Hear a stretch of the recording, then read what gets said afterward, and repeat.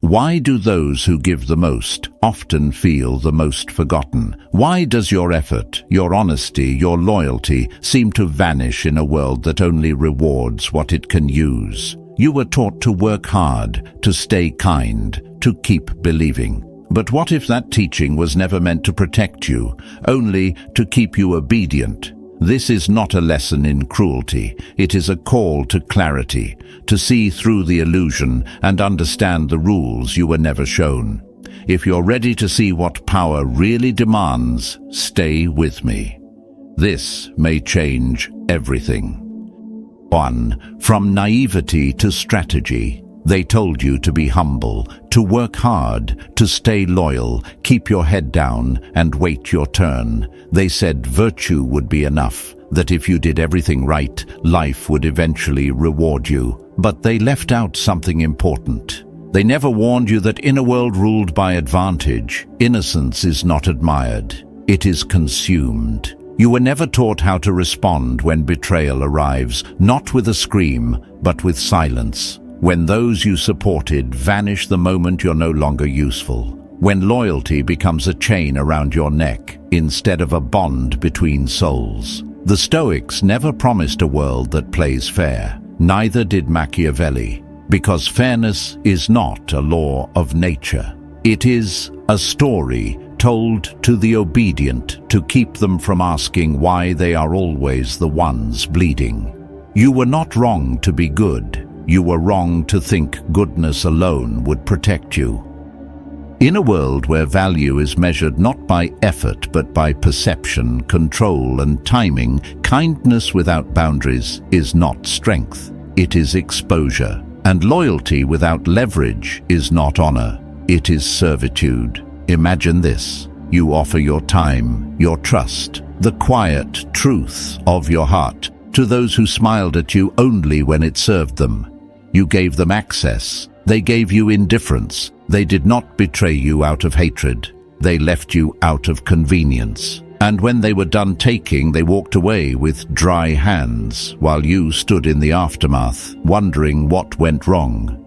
The answer is not in your worth. It is in the rules you followed. You acted with moral sincerity in a world shaped by strategic necessity. Marcus Aurelius said, "The art of living is more like wrestling than dancing. You must be grounded, ready, alert. Because if you give without discernment, they will drain you. If you forgive without clarity, they will forget you. And if you stay silent just to keep the peace, your spirit will erode from within. Do not confuse your endurance for wisdom if it comes from fear. There is no virtue in allowing yourself to be diminished. There is no strength in letting your voice wither so others feel comfortable. You suffer quietly, hoping the world will notice your pain and reward your patience. But Stoicism teaches the opposite. It tells you to face reality as it is, not as you wish it to be. To build inner strength, not through illusion, but through awareness. Machiavelli did not call for cruelty. He called for clarity. And clarity begins with admitting that those who took from you did so because they could. That the game is not personal, it's structural. And now, you see it. Your suffering is not a sign of failure. It's the echo of someone playing the wrong game. But here is the power Stoicism gives you.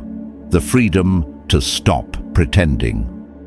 The strength to withdraw your consent from a system that never respected you. The courage to act with purpose, not just with hope. This is not about revenge. It is about standing firm, about becoming the kind of person who no longer asks to be seen, but whose presence cannot be ignored. The moment you stop giving yourself away is the moment others begin to feel your weight. That is not arrogance. That is responsibility. To yourself, to your boundaries, to your future. You are not here to be remembered by those who used you. You are here to remember who you are without needing their validation. So ask yourself with full honesty, what would your life look like if you stopped waiting for fairness and started moving with forceful clarity? Begin there. one decision at a time. That is where power begins. 2. Kindness. Without guard is weakness. They wrapped it in virtue, taught it as a moral compass. They told you that kindness is the highest good, that politeness is strength, and that humility will one day be repaid. They praised sacrifice, obedience, and patience, as if these alone were enough to protect you. But no one ever told you what happens when your kindness goes unguarded, when your silence is mistaken for consent, when your generosity becomes expectation. In a world driven not by ideals but by incentives, Stoicism reminds us that unexamined virtue is not protection, it is exposure. Kindness without boundaries is not wisdom, it is surrender dressed as goodness. And while you gave, they calculated. While you stayed gentle, they pushed harder. While you forgave, they kept taking. You said yes, thinking it made you strong. But without discernment, yes becomes a door with no lock, and those without honor will always walk through it. Marcus Aurelius taught that virtue must live in alignment with reason, and reason says this clearly. If your kindness costs you your peace, your energy, your sense of self, it is no longer virtue. It is neglect of duty to yourself. Picture this. You're the one everyone turns to in crisis. You say yes when you're tired, you show up when you're depleted, and you smile even when your limits have long been crossed. They thank you once, maybe twice. Then they forget. Not because they are cruel, but because you never required more. The world forgets what you do not protect. Respect is not given to those who ask nothing. It is given to those who draw clear lines, because people do not treat you as you deserve. They treat you as you permit. This does not mean you stop being kind. It means you become a steward of your own strength. A Stoic does not withdraw goodness. A Stoic disciplines it. Kindness, in its purest form, is deliberate. It is strong. It does not seek applause. It does not fear rejection. It gives where it chooses, and it stops where it must. Epictetus once said that no man is free unless he governs himself. The same applies to your compassion. If you are not the guardian of your kindness, someone else will use it as a tool to shape you. So the next time you feel guilty for saying no, remember this. Saying no is not cruelty. It is clarity. And the person who punishes your boundaries was never honoring your kindness to begin with. You were trained to be agreeable, to avoid discomfort, to preserve harmony at all costs. But harmony without truth is slavery. Peace without boundaries is decay. There is no virtue in allowing yourself to be drained. There is no moral prize for self-erasure. Machiavelli understood what many still refuse to accept. That kindness without strategy is a liability. That appearances without intention become weakness. He would tell you that the wise man chooses when to be kind and never allows it to be mistaken for permission. So from this day forward, do not abandon your kindness. Sharpen it. Let it be shaped by your standards. Be kind with direction. Be generous with intention. Give from your strength, not your exhaustion. And let your kindness begin with yourself. You are not here to be easy. You are here to be precise. To be calm, but not passive. To be generous, but not exploited. And when you begin to protect your kindness, you will find something extraordinary. That real power does not come from how much you give. It comes from knowing when to stop. That is not selfishness. That is self-respect. And self-respect, when lived with clarity, becomes the quiet foundation of all unshakable strength. So ask yourself now, was kindness ever the problem? Or was it simply never protected? Now is the time to fix that. And in doing so, you take the first step away from being used and toward becoming untouchable. 3. Control emotion, command power. They told you to be open, to express how you feel, to show your heart boldly and without hesitation. They dressed emotion as strength and vulnerability as virtue. But in the domain of power, this advice is incomplete. Not because emotions are wrong, but because they are readable, and anything readable becomes usable. Ask yourself with honest clarity, when has baring your soul in a moment of confrontation ever stopped someone ruthless from exploiting it? When has your emotional honesty ever softened someone who thrives on control? When has crying in front of those who see you as a tool ever led to mercy? The truth is sobering. What you expose becomes what they aim for. Machiavelli understood what the Stoics lived. Emotions are part of your nature, but nature must be trained. It is not the flame that harms, but the fire left unattended. Your anger can become a sword if you learn to sheath it. Your love can inspire, but it must never beg. Your sorrow, if undirected, becomes a map your enemies will follow. The Stoics never denied feeling. They taught mastery, that your inner world belongs to you, not the crowd. Epictetus wrote that we suffer not from events, but from our judgments about them, and nothing weakens judgment more than emotion unguarded. Let me paint the contrast. Imagine a man in a room full of provokers. They insult, distort, accuse. The weak man explains. He defends. He pleads. The strong man observes. He listens without flinching. He responds only when it serves purpose. This man is not cold. He is composed, and his silence unnerves more than 10 shouts could. That is Stoic presence. To be unshaken, not indifferent. To feel the heat, but never let it spill onto the table. Because every visible reaction is a shift of power. If they can provoke you, they can predict you. If they can predict you, they can control you. In a world trained to react to every trigger, discipline becomes a rare force. People expect noise, they expect explanations, apologies, collapses. So when you meet chaos with calm, you become unreadable. And unreadable people are powerful because they are free. Free from the grip of public opinion, free from the need to justify, free from the impulse to defend what does not require defense. This clarity is not absence, it is presence without disturbance. They may call you distant, cold, or arrogant. Let them. You are not here to comfort their assumptions. You are here to navigate life with precision.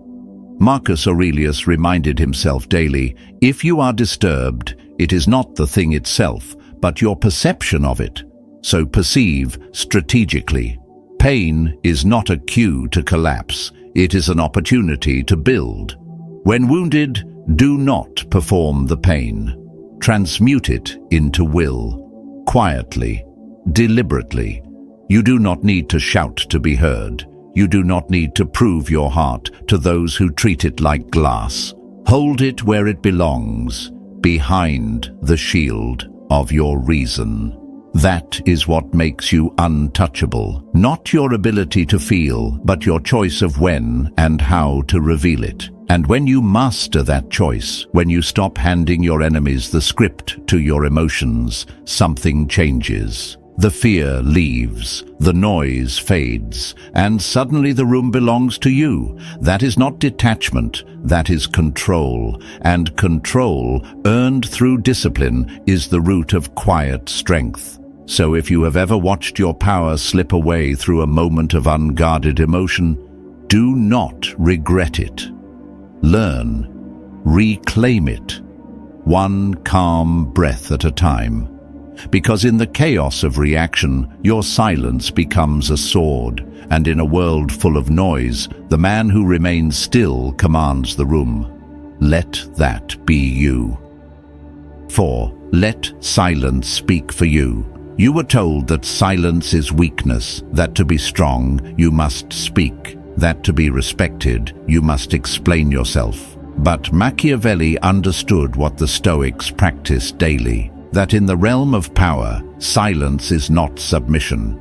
It is strategy. It is clarity. It is force without friction. Because when you remain silent, the noise around you exposes itself.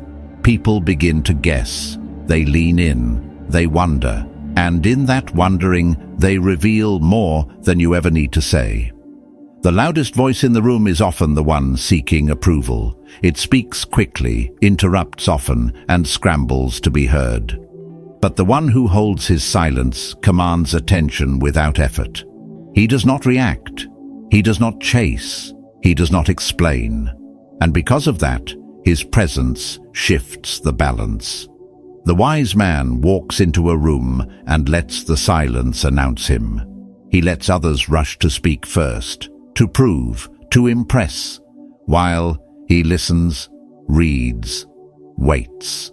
His power comes not from what he says, but from what he chooses not to say. You think silence is passive. It is not. It is the active restraint of someone who knows their worth. You do not need to justify your standards. You do not owe anyone an explanation for your boundaries. You do not need to respond to every insult or defend every action.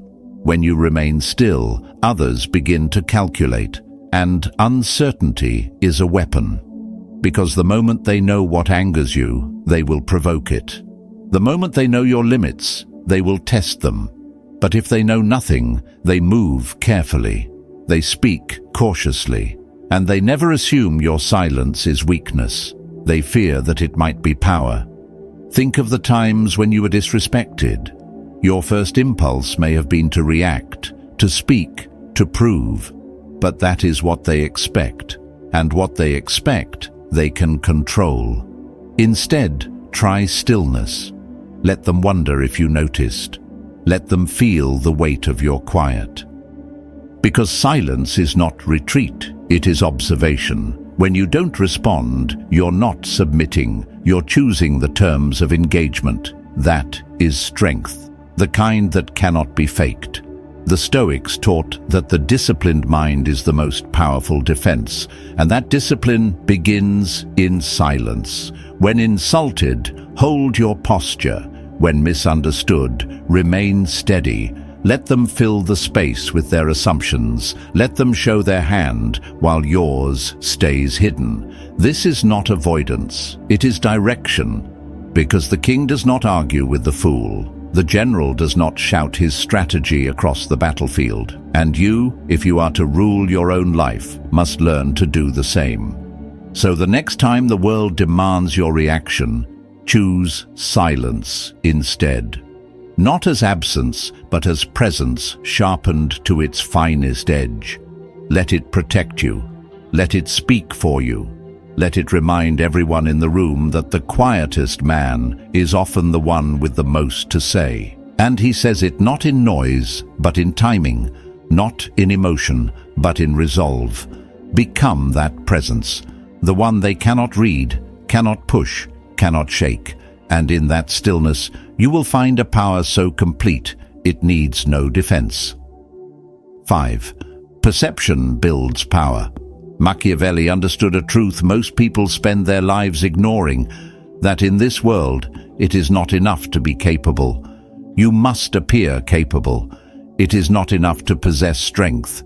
You must radiate it, because reality does not shape outcomes. Perception does. And whoever commands perception commands influence. People do not follow truth.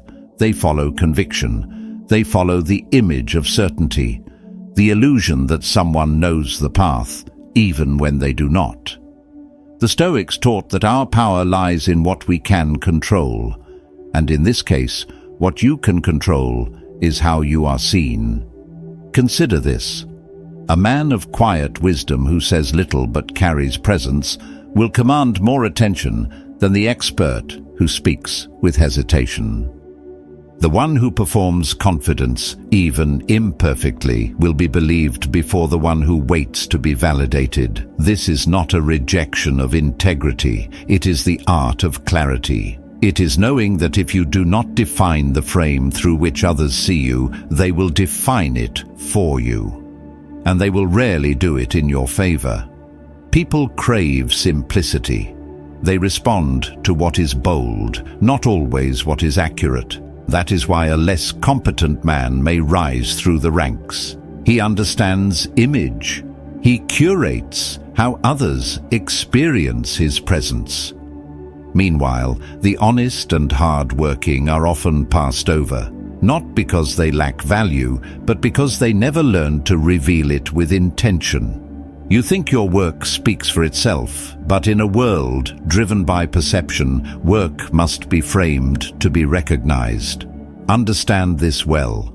Shaping how others see you is not deception. It is design. It is not illusion. It is discipline. It is the Stoic way of standing where you are strongest and allowing the world to meet you there. Speak less, but with precision. Reveal only what serves your purpose. Allow mystery to do the talking. The general does not disclose his tactics to the enemy, nor should you broadcast your intentions to those who might twist them. Let your silence raise questions. Let your posture answer them without words. The man who controls how others feel in his presence holds power that outlasts his absence. That is not manipulation. That is command. When others hesitate to challenge you, not because they know your power, but because they cannot quite measure it, that is armor. That is the unspoken edge that makes people think twice before testing your resolve, and that is built through perception, not announcements. So from now on, become deliberate with your presence. Walk into a room and let your silence shape the air. Let your tone carry certainty.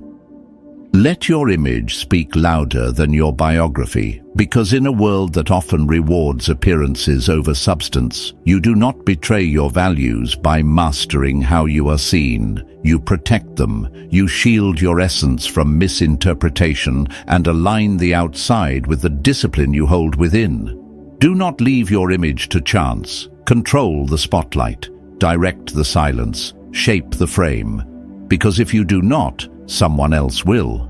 And when others control how the world sees you, they begin to control how the world treats you. Choose clarity over exposure. Choose design over drift. And remember, in the game of power, truth is respected only when it arrives wrapped in certainty. Be the one who carries both. 6. Loyalty without leverage is servitude. You were taught to stay loyal, to stand by your people, to hold on no matter the cost. But in the eyes of Machiavelli and in the cold reality of power, loyalty without leverage is not virtue, it is vulnerability. People are not loyal to your sacrifices, they are loyal to their advantage. They remain close as long as it serves them, and the moment it doesn't, they walk away without guilt. Not because you failed, but because you failed to become essential.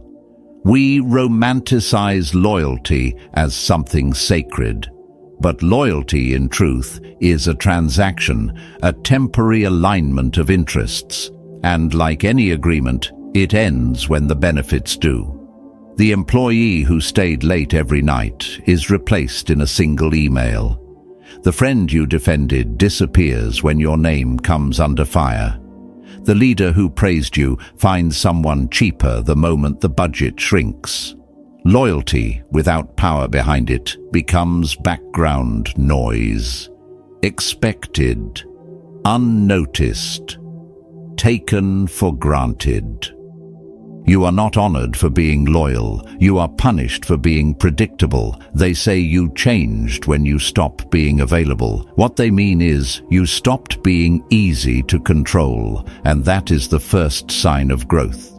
Machiavelli would not tell you to stop being loyal. He would tell you to be valuable, build leverage, create a position where your absence costs more than your presence. Let people choose to keep you not from affection, but from necessity. Understand this clearly. People do not betray you out of malice. They do so when the reason to stay becomes weaker than the reason to leave. So give them a reason, or give them distance. Familiarity is not loyalty. Shared laughter is not protection. History does not equal commitment. True alliances are born from aligned purpose, not old memories. This is not a call to coldness. It is a call to clarity. Stop begging for loyalty. Start building presence, quiet presence, strategic value. When you have that, loyalty follows. Not because you asked, but because losing you would be too expensive. That is the difference between being liked and being respected, between being needed and being replaced. If you give endlessly, you will be emptied. If you serve without question, you will be forgotten. So, become someone they cannot afford to lose. Sharpen your skills, strengthen your boundaries. Be generous, but not exposed. Be kind, but not predictable. And if someone crosses your line, vanish, without drama, without warning. Let silence be the answer they never saw coming. Because when you stop needing their loyalty, you begin commanding it. That is power. The kind built not on noise, but on structure. The kind that does not beg to be seen, yet defines every room it enters. Build that.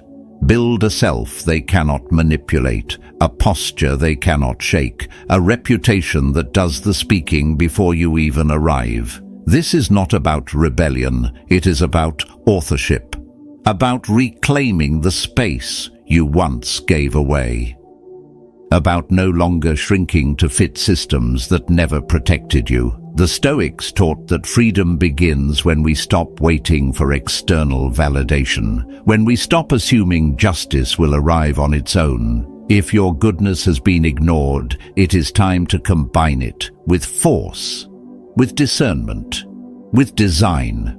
So ask yourself, who benefits from your silence? Who profits from your obedience? What would change if you stopped waiting to be chosen and started choosing yourself?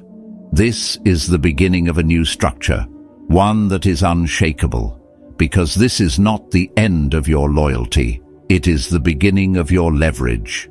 This is not the end. It is the moment you stop waiting to be rescued and begin shaping your path with precision. No more chasing approval. No more quiet sacrifice. You've seen the cost of being blind. Now move with clarity, one quiet decision at a time. If this spoke to you, comment walk with strength. And if you're ready to build power without noise, subscribe and stay with me. The next chapter begins soon.